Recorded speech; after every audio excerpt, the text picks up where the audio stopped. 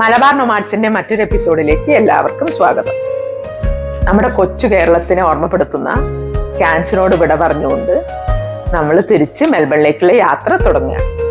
8 ദിവസങ്ങളിലായി 4000 കിലോമീറ്റർ യാത്ര ചെയ്ത് വേണം നമുക്ക് മെൽബണിൽ എത്തിച്ചേരാൻ. ഔട്ട്ബാക്കിലൂടെയുള്ള യാത്ര നമ്മുടെ സ്വപ്നങ്ങളിൽ എത്തിയിട്ട് ഒരുപാട് വർഷങ്ങളായിട്ടുണ്ട്.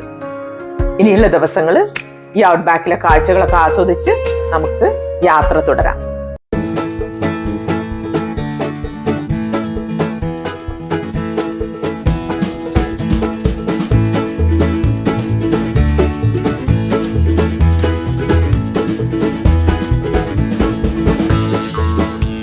ഓസ്ട്രേലിയയുടെ കിഴക്കൻ തീരങ്ങൾക്ക് സമാന്തരമായി ഏതാണ്ട് 3000 കിലോമീറ്റർ നീളത്തിൽ കിടക്കുന്ന ഗ്രേറ്റ് ഡിവൈഡിംഗ് റേഞ്ച് എന്ന് വിളിക്കപ്പെടുന്ന ഈ മലനിരകൾ കടന്നു വേണം ഓസ്ട്രേലിയൻ ഔട്ട്ബാക്കിൽ എത്തിച്ചേരാൻ.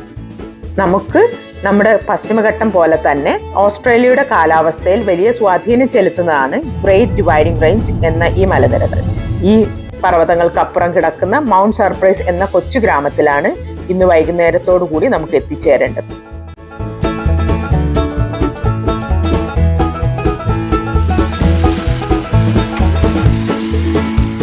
ഇന്ന് ഞങ്ങളുടെ യാത്രയുടെ 13ാം ദിവസമാണ്. സൂര്യൻ പടിഞ്ഞാറോട്ട് ചെരിഞ്ഞു തുടങ്ങിയപ്പോഴാണ് ഞങ്ങൾ മൗണ്ട് സർപ്രൈസിൽ എത്തുന്നത്.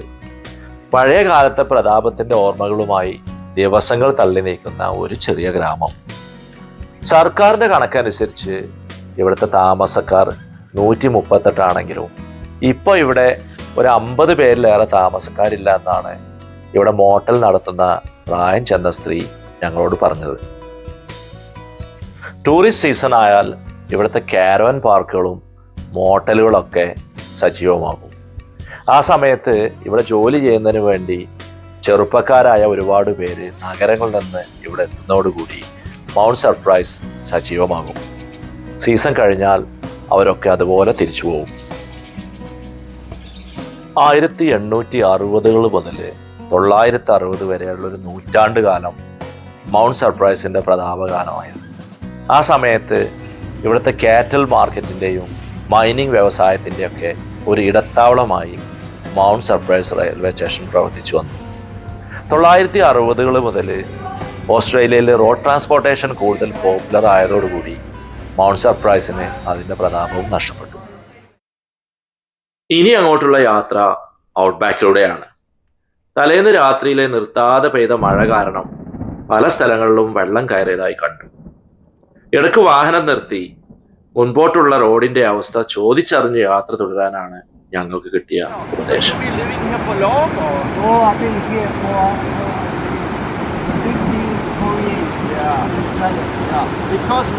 ക്വീൻസ്ലാൻഡിൽ ഇപ്പോൾ വെറ്റ് സീസണാണ്.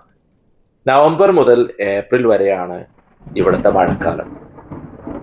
മാനത്തേക്ക് നോക്കിയാൽ ഏത് നിമിഷവും പെയ്തിറങ്ങാവുന്ന രീതിയിൽ മേഘങ്ങൾ ഇങ്ങനെ ഉരുണ്ടുകൂടിയിരിക്കുകയാണ്.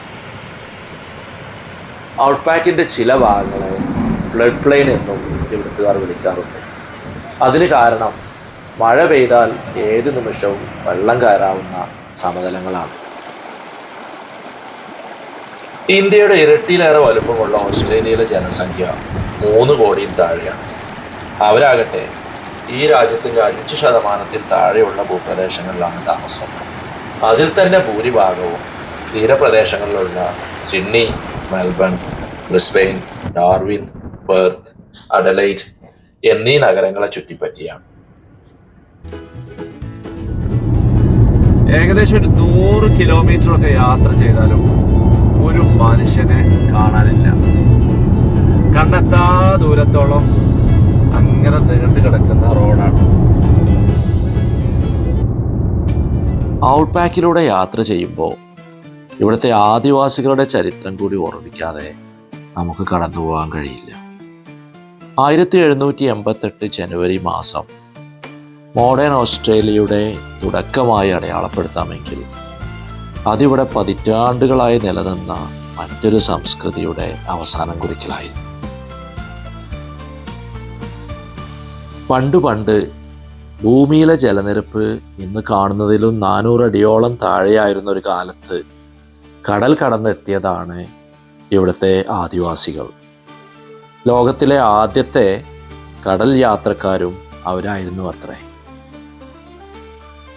യൂറോപ്പിലും നോർത്ത് അമേരിക്കയിലൊക്കെ മനുഷ്യർ കാലുകുത്തുന്നതിന് മുമ്പ് 50,000 മുതൽ 70,000 വർഷങ്ങൾ വരെയുള്ള ഒരു കാലയളവിനുള്ളിൽ ഇവിടെ എത്തിപ്പെട്ടവരാണ് ഓസ്ട്രേലിയയിലെ ആദിവാസികൾ എന്നാണ് പഠനങ്ങളൊക്കെ തെളിയിക്കുന്നത്. ഈ സമീപകാലത്ത് വരെ പുറം ലോകവുമായി അവർക്ക് യാതൊരു ബന്ധവും ഉണ്ടായിട്ടില്ല. വാൾപീരി, യൊംബ്ലറ്റോപ്പ് തുടങ്ങി 250ഓളം വ്യത്യസ്ത ഭാഷകൾ സംസാരിച്ച ചെറു രാജ്യങ്ങളിലായി അതിർത്തികൾക്ക് വേണ്ടി കാര്യമായ കലഹങ്ങളൊന്നുമില്ലാതെ അവരിവിടെ 10,000-കണക്കിന് വർഷങ്ങൾ ജീവിച്ചു. ഭൂമിയുടെ അവകാശം മനുഷ്യർക്കല്ല, പകരം മനുഷ്യരടക്കമുള്ള ജീവജാലങ്ങളുടെ അവകാശം ഭൂമിക്കാണ് എന്നതായിരുന്നു അവരുടെ വിശ്വാസം. ഭൂമി അവരുടെ ഒരു ഐഡന്റിറ്റി ആയിരുന്നു. അരുവികളും മലകളും കുന്നുകളും വനങ്ങളുമെല്ലാം രാജ്യത്തിൻ്റെ പ്രകൃതി ഒരുക്കിയ അതിരുകളായി.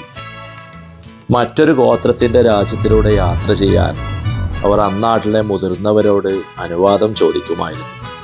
അവരുടെ സംഗീതത്തിലൂടെ, കഥകളിലൂടെ, ഭൂമിയുമായുള്ള ആത്മബന്ധത്തിലൂടെ, ആചാരങ്ങളിലൂടെയൊക്കെയാണ് അവരുടെ സംസ്കാരം പുതിയ തലമുറയിലേക്ക് കൈമാറിയത്.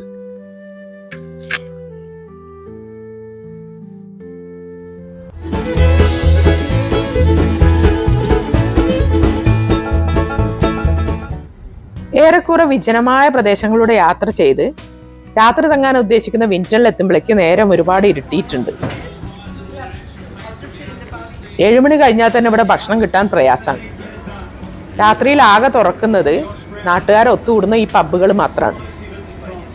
നമ്മൾ അതിരാവിലെ തന്നെ എഴുന്നേറ്റ് ബ്രേക്ക്ഫാസ്റ്റെല്ലാം കഴിച്ച് റെഡിയായി വിന്റൺ കാണാൻ ഇറങ്ങിയിരിക്കുകയാണ്. 2021 കണക്ക് പ്രകാരം 856 ആളുകൾ വസിക്കുന്ന വിന്റണിന് നിരവധി പ്രത്യേകതകളുണ്ട്. ഓസ്ട്രേലിയയിലെ ഏറ്റവും പഴക്കം ചെന്ന ഡൈനോസോർ ഫോസിലുകൾ കണ്ടെത്തിയിട്ടുള്ളത് വിന്റണിൽ നിന്നാണ്.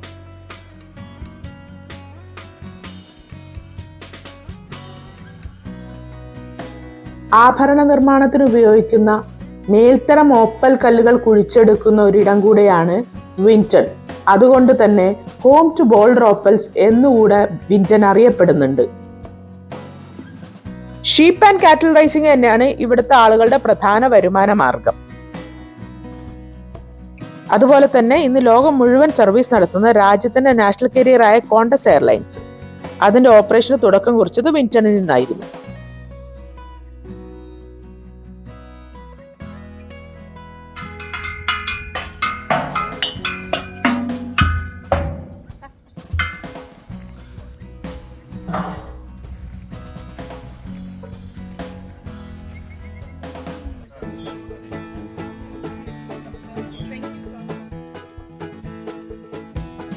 ലൈഫ് സ്റ്റോക്ക് കയറ്റിപ്പോകുന്ന ഒരു ഭീമൻ ചരക്ക് ലോറിയാണ് ഇപ്പോൾ നമുക്ക് മുന്നിലുള്ളത്. ട്രെയിനുകളൊക്കെ ഉണ്ടെങ്കിലും ഓസ്ട്രേലിയയിലെ ഭൂരിഭാഗം ചരക്ക് നീക്കം നടക്കുന്നത് ഇത്തരം ട്രക്കുകളിലൂടെയാണ്. വിന്റണിൽ നിന്നും നമ്മളൊരു 180 കിലോമീറ്റർ യാത്ര ചെയ്താൽ ലോങ് റീച്ച് എന്ന കുറച്ചുകൂടി ആൾതാമസമുള്ള ഒരു പട്ടണത്തിലെത്താം. 1892 മുതൽ പ്രവർത്തിക്കുന്ന ഒരു റെയിൽവേ സ്റ്റേഷൻ അടക്കം സാമാന്യം ഭേദപ്പെട്ട ഒരു പട്ടണമാണ് ലോങ് റീച്ച്. ഇവിടുത്തെ ജനസംഖ്യ ഏകദേശം 3100ഓളമാണ്. ഔട്ട്ബാക്കിനെ സംബന്ധിച്ച് അതൊരു ഉയർന്ന പോപ്പുലേഷനാണ്.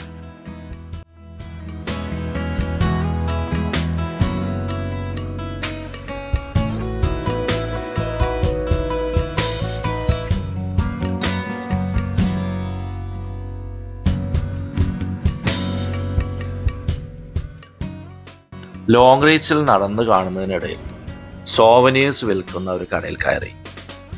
കടയുടെ പിൻഭാഗത്ത് ഈ പ്രദേശത്തെ ജനങ്ങളുടെ ആദ്യകാല ജീവിതത്തിലേക്ക് വെളിച്ചം വീശുന്ന വലിയൊരു കളക്ഷൻ തന്നെ കാണാം.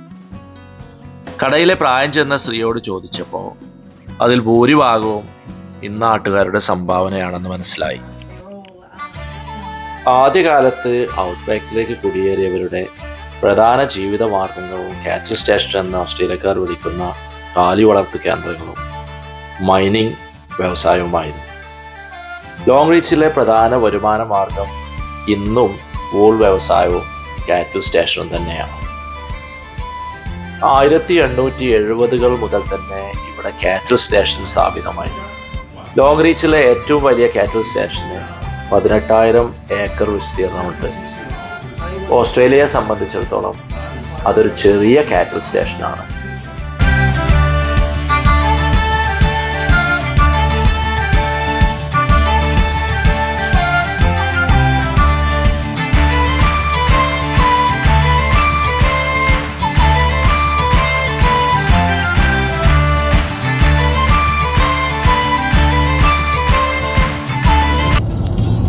ലോങ് റീച്ചിൽ നിന്നും 215 കിലോമീറ്റർ യാത്ര ചെയ്ത് ബ്ലാക്ക് ഹോൾ എന്ന പട്ടണത്തിലേക്ക് എത്തിച്ചേരുകയാണ് ഇനിയുള്ള യാത്രയുടെ ലക്ഷ്യം.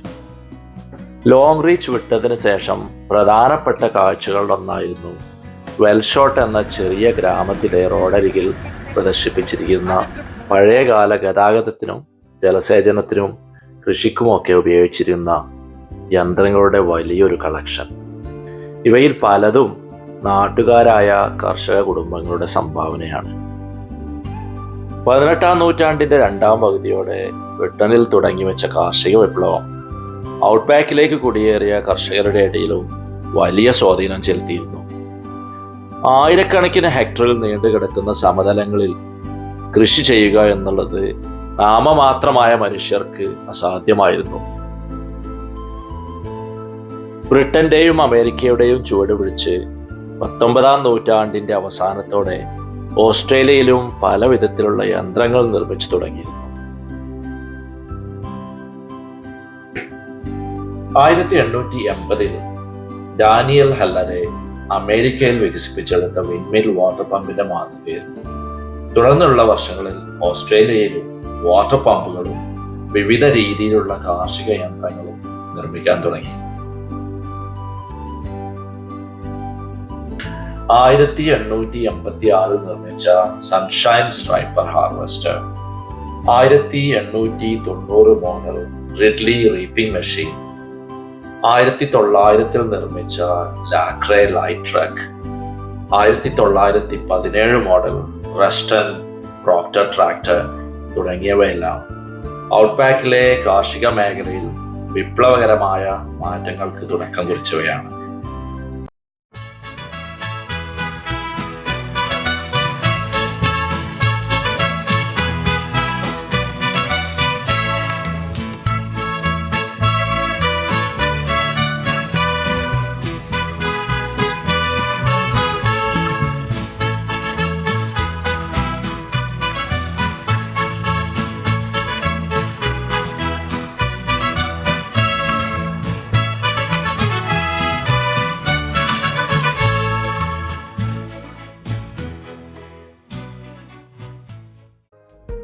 വിജനമായ പ്രദേശങ്ങളിലൂടെയുള്ള വളരെ വിരസമായ ഒരു യാത്രയാണ് ഔട്ട്ബാക്കിലൂടെയുള്ള ട്രിപ്പ് പ്ലാൻ ചെയ്തപ്പോൾ നമ്മൾ പ്രതീക്ഷിച്ചത്. പക്ഷേ നമ്മുടെ ഇതുവരെയുള്ള യാത്ര മനോഹരമായ ലാൻഡ്സ്കേപ്പുകളിലൂടെ വളരെ കൗതുകമുള്ള കാഴ്ചകൾ കണ്ടുകൊണ്ടായിരുന്നു. ഔട്ട്ബാക്കിലൂടെയുള്ള യാത്ര നമ്മൾ തുടരുകയാണ്. Thank you for watching Malabar nomads.